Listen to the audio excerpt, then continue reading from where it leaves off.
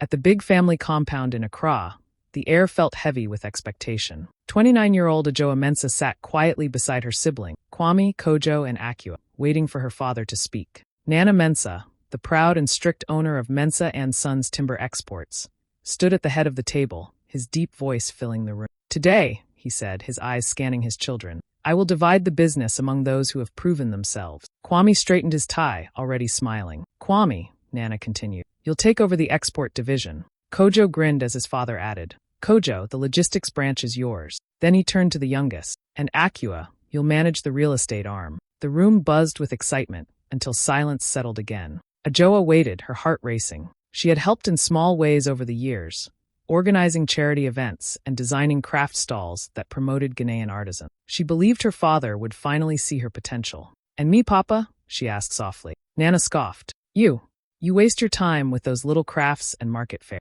You're not made for business."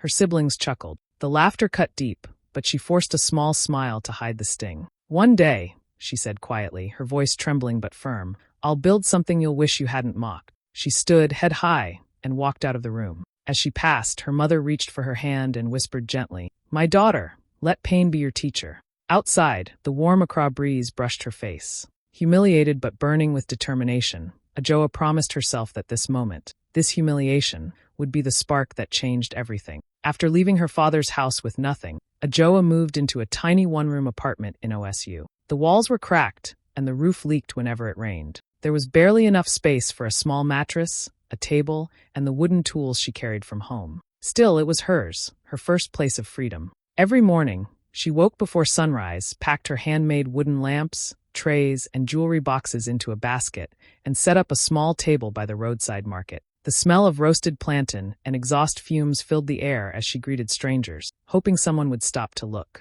Some did, most didn't. Many laughed, calling her the rich man's daughter playing poor. Days turned into weeks, and the money she earned barely covered food. Some nights she went to bed hungry, sipping only water and holding her stomach until she fell asleep. When the debts piled up, she swallowed her pride and visited her brothers for it. Kwame, sitting in his office, leaned back in his leather chair and smirked. "Ajoa," he said, "go back to your charity work. Real business isn't for dreamers."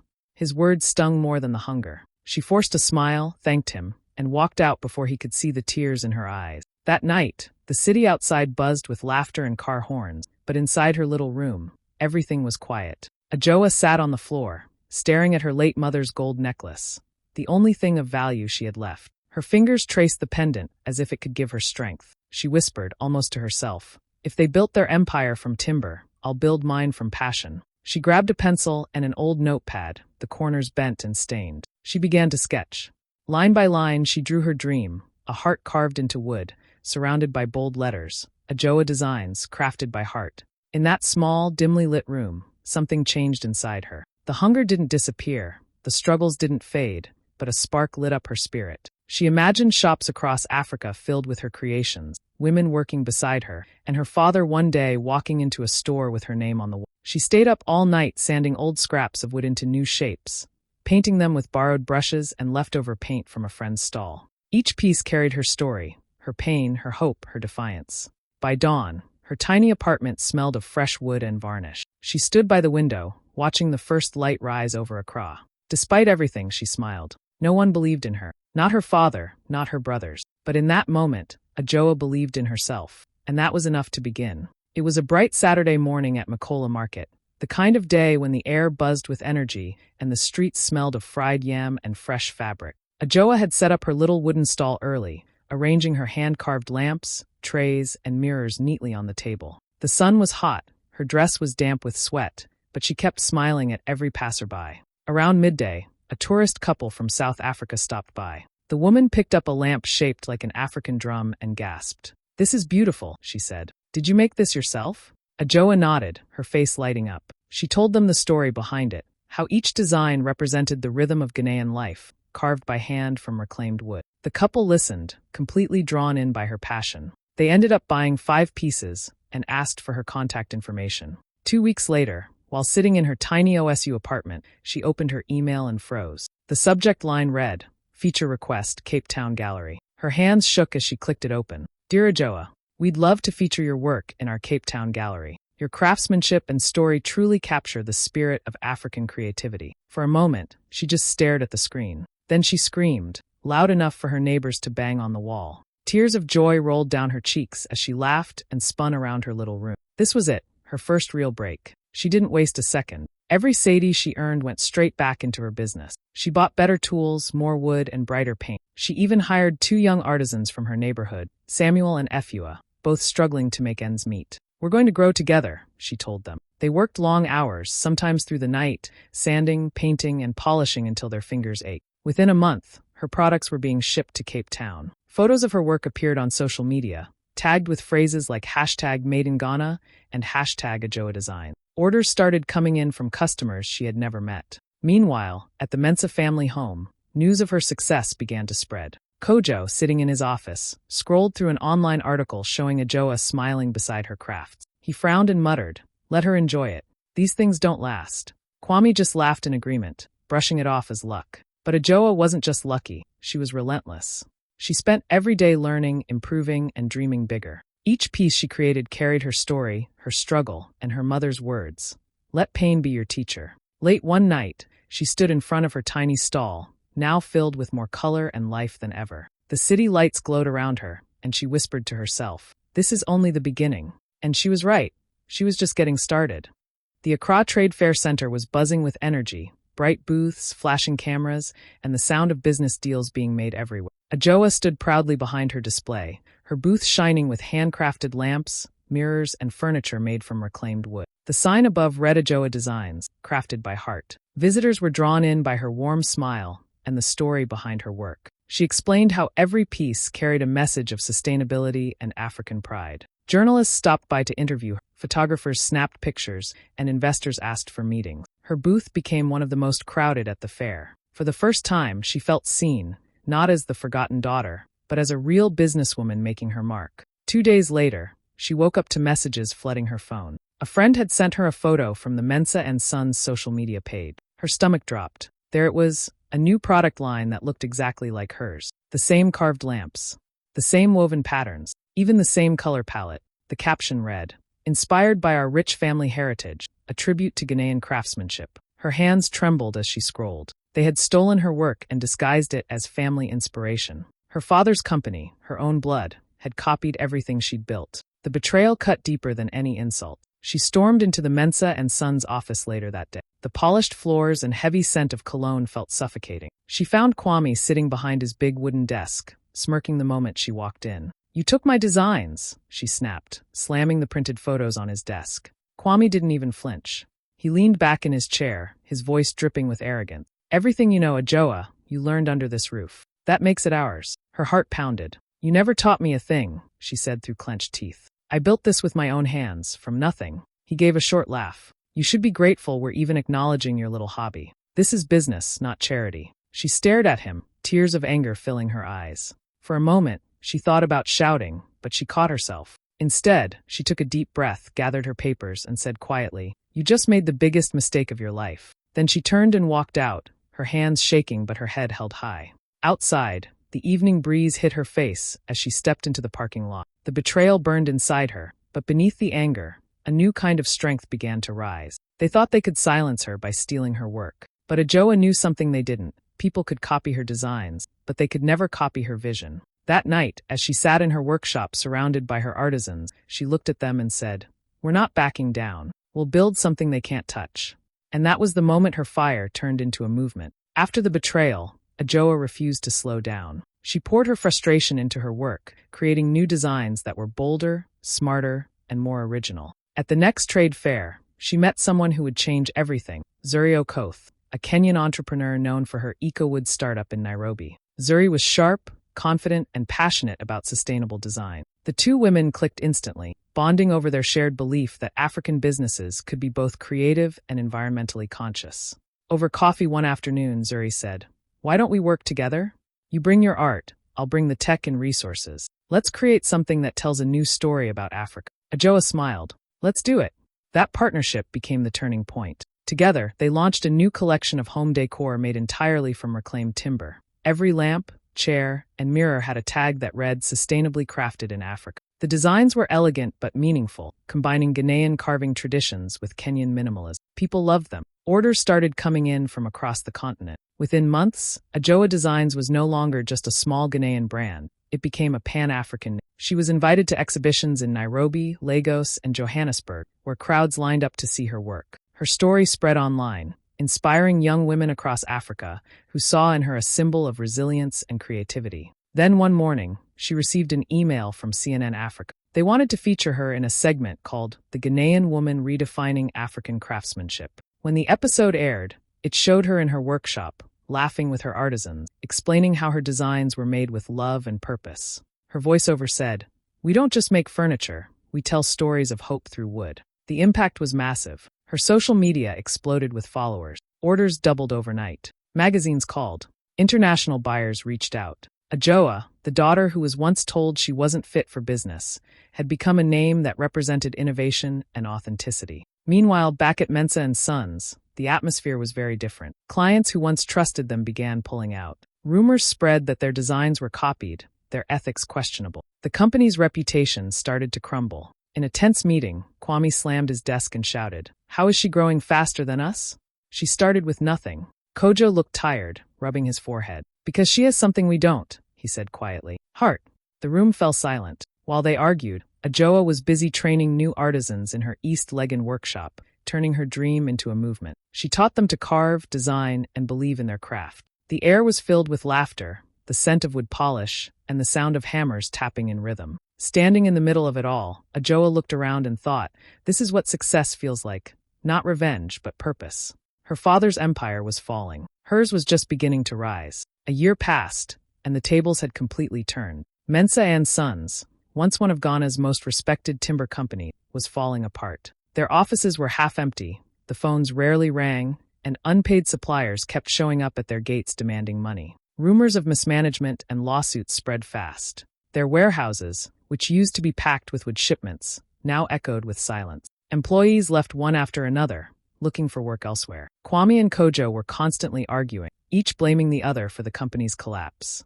The pride that once filled the Mensa family name had turned into quiet embarrassment. Even Nana Mensa, their once powerful father, had grown tired and withdrawn, rarely leaving the house. Meanwhile, across town in East Legon, Ajoa's workshop was alive with energy. The sound of saws, hammers, and laughter filled the air. Colorful pieces of furniture and home decor lined the walls, each one carefully handmade by her growing team. She now employed over 60 artisans, most of them single mothers who had struggled to find stable work. Every morning, she walked through the workshop greeting them by name, asking about their families, and checking their progress. She treated them like family, not employees. They loved her for it. The place felt less like a factory and more like a community, filled with music, chatter, and the sweet smell of freshly polished wood. Ajoa had turned her pain into purpose. She wasn't just running a business anymore, she was changing lives. One sunny afternoon, her team received news that a trade delegation from the Ministry of Trade and Industry would be visiting their workshop. Everyone worked extra hard, polishing every piece and cleaning every corner. When the officials arrived, they were visibly impressed. Cameras followed as Ajoa proudly walked them through the workshop, explaining how each design was made from recycled timber and crafted by local artisans. The Ghanaian Minister of Trade, a tall woman in a bright Kent outfit, smiled and said in front of everyone, "Miss Mensa represents the new face of African innovation." The entire room erupted in applause. Ajoa's eyes filled with emotion as her team cheered. For her, it wasn't just recognition, it was validation of everything she had fought for. In the audience, sitting quietly in the back, were her brothers. They had come out of curiosity, maybe even jealousy, and now they watched as their sister stood on stage, being praised by government leaders and business elites. Kwame's face was stiff, his jaw tight. Kojo kept his eyes down, clapping slowly. For the first time, they weren't laughing at her. They weren't mocking her dreams. They were witnessing what belief, passion, and integrity could build. As the applause continued, Ajoa glanced at them briefly. She didn't smirk or gloat. She simply smiled with grace. They had built walls. She had built a legacy. The family empire that once rejected her was crumbling, but the daughter they had dismissed was now carrying the Mensa name higher than ever before. It was late evening in East Legon. The workshop lights were dim, and most of the workers had gone home. Only the quiet hum of ceiling fans and the smell of freshly cut wood filled the air. Ajoa sat in her office, going over designs for a new collection, when she heard a soft knock on the door. "Come in," she said without looking up. The door creaked open, and when she finally raised her eyes, her heart froze. Standing there was her father, Me&Said. The man who once ruled his family and company with pride now looked smaller, older. His hair was grayer, his shoulders slightly bent. He was no longer the powerful businessman she remembered, but a tired man carrying the weight of regret. For a few seconds, neither of them spoke. The silence felt heavy. Finally, he cleared his throat. "Ajoa," his voice trembled. "The company is collapsing. I was wrong about you." She leaned back in her chair, studying him quietly. It was strange seeing her father like this, humble, almost fragile. She thought about all the years she had craved his approval, all the times she had wished he would just see her. Now he stood in front of her, defeated. After a long pause, she said softly, "You didn't believe in me, Papa, but you taught me what I needed, how to build alone." He lowered his head. "I don't deserve forgiveness," he whispered. Ajoa sighed and stood up, walking over to the small table in the... She poured 2 cups of tea and handed him one. "Maybe not," she said gently, "but I can give you respect, the kind you never gave me." He took the cup with shaking hand. "You always had your mother's heart," he said quietly. "Strong, kind. I just didn't see it soon enough." They sat together in silence, the steam from the tea rising between them. For the first time in her life, Ajoa didn't feel anger when she looked at him. Just peace, and maybe a little sadness. Nana sighed deeply. "I built a company but lost my family. You built a dream and brought people together. You're the leader I should have been." Ajoa looked at him and smiled faintly. "It's never too late to start again," she said. He nodded slowly, tears welling in his eyes. "I'm proud of you, my daughter." The words she had waited her whole life to hear finally came, not with the power of his old authority, but with the honesty of a father who had finally learned humility. That night, as she walked him to the door, Ajoa felt a quiet sense of closure. The little girl who once begged for validation was gone. In her place stood a woman who had earned it, not through approval, but through strength. When the door closed behind him, she whispered to herself, "Some wounds heal not with revenge, but with grace." A few months after that quiet visit from her father, the news broke across Accra. Me&Said had bought Me&Said & Sons. The story spread like wildfire. Newspapers called it the boldest move of the year. Business forums couldn't stop talking about it. The once struggling family company, now buried in debt, had been quietly acquired through a silent deal arranged by Ajoa's lawyers. No one saw it coming, not her brothers, not her old competitors, not even her father. The very business that had rejected her now belonged to her. On the day of the press conference, the air outside the Accra International Conference Center buzzed with excitement. Cameras flashed, reporters whispered, and industry leaders filled the hall. Then the doors opened and Ajoa walked in. She wore her signature Ankara suit, bold orange and gold patterns that reflected both tradition and strength. Her head was high, her walk calm, her smile confident. When she stepped onto the stage, the room fell silent. The giant screen behind her showed the 2 company logos, Me&Said & Sons and Ajoa Designs, slowly merging into one. She took a deep breath and began to speak. "I know this news has surprised many of you," she said, her voice steady and warm. "This isn't revenge. This is restoration." The room stirred, every camera flashing at once. She continued, "Years ago, I was told I wasn't fit for business.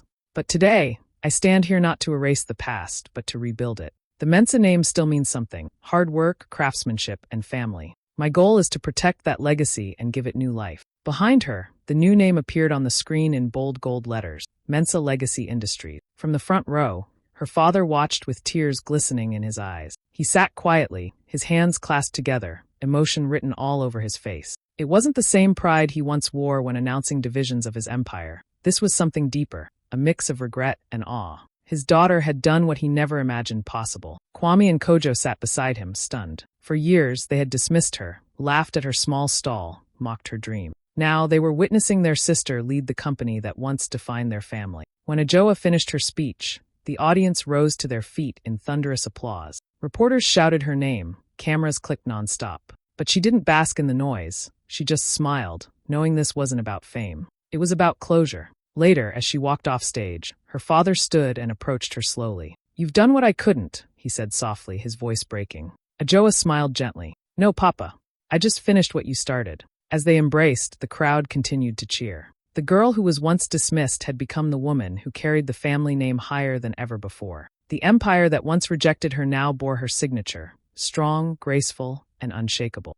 The grand ballroom of the Kempinski Hotel was glowing with golden lights and soft music. It was the first annual gala under the new banner, Me&Said Legacy Industries. The company logo shimmered across a large screen behind the stage. Waiters moved between tables carrying glasses of champagne as laughter and music filled the air. But at the heart of it all sat Ajoa Mensa, the woman who had brought her family name back from the edge of ruin. She looked around the room, her employees dressed in their best, smiling and proud. Many of them were the same artisans who had started with her in that small East Legan workshop. Now, they stood tall as part of a thriving international company. At another table sat her siblings, Kwame, Kojo, and Akua, no longer rivals, but employees working under her leadership. Even her father, Nana Mensa, was there, watching quietly with tears in his eyes. When it was time for her to speak, the music faded and the lights dimmed. She walked onto the stage in a deep emerald green gown, elegant yet simple. The room went still as she began to talk. "They said I'd never succeed," she began with a soft smile. "They said I wasn't made for business, that I should stay in my little corner with my crafts and dreams. But sometimes," she paused, looking around the room, "rejection is just redirection." The audience murmured in agreement. Her words carried weight, not as a boast, but as a truth born from pain and perseverance. She continued, "When I started, I had nothing but a dream and a few tools. I didn't have support or money, but I had passion, I had heart, and I had people who believed in me, people who are sitting right here tonight." She pointed toward her team, who rose to their feet cheering and clapping. Some of them had tears in their eyes. Then her gaze shifted to her sibling. Kwame, sitting beside Kojo, leaned over and whispered softly, "You did what we couldn't." Ajoa smiled and replied, "I didn't do it to beat you. I did it to build something worth believing in." There was a moment of silence, the kind that sinks deep into everyone's chest. Her words weren't sharp, they were full of grace. For the first time, her brothers didn't feel envy, they felt respect. She turned back to the audience and said, "This company isn't just mine. It belongs to everyone who works with honesty, passion, and purpose." Mensa legacy is not about one person, it's about a family, a community, a generation. As she finished, the entire room stood up. Applause thundered through the hall, echoing off the walls. Her father wiped his eyes quietly while her team chanted her name. Ajoa stood there smiling, not out of pride but gratitude. She had finally turned pain into power and rejection into rebirth. That night, she didn't just own a company, she owned her story. The sun was just beginning to rise over Accra, painting the sky in soft shades of gold and orange. Inside the Mensa Legacy factory, the hum of machines and the rhythm of hammers filled the air. Workers moved with purpose, sanding, polishing, carving. Laughter mixed with the sound of music playing softly in the background. Ajoa walked slowly through the factory floor, her heels clicking gently against the smooth concrete. She ran her hand along a row of finished products. Elegant wooden chairs, hand-carved lamps, and detailed sculptures, each proudly stamped made in Ghana. Every piece told a story of resilience and beauty, just like hers. She paused in front of a large window where sunlight streamed in, lighting up the company's new sign on the wall. Mensa Legacy, built by the one they left behind. For a moment, she just stood there, taking it all in. The same girl who once sat in her father's house, humiliated and dismissed, was now leading hundreds of people, giving others the chances she never had. The workshop that started in a small rented room had become a beacon of hope and pride for an entire nation. As the camera lingered on her face, her voice played softly in the background. "They shared everything but faith in me. I shared nothing but became everything. They built walls. I built bridges. And now their legacy carries my name." She smiled, calm, proud, and at peace. The camera pulled back slowly, revealing the full factory alive with light and motion. Sunlight spilled across the workers' faces, glinting off the wood and metal, as laughter and music filled the space. Ajoa lifted her head toward the morning light. Her story had come full circle. The daughter once left behind had become the builder of a new legacy.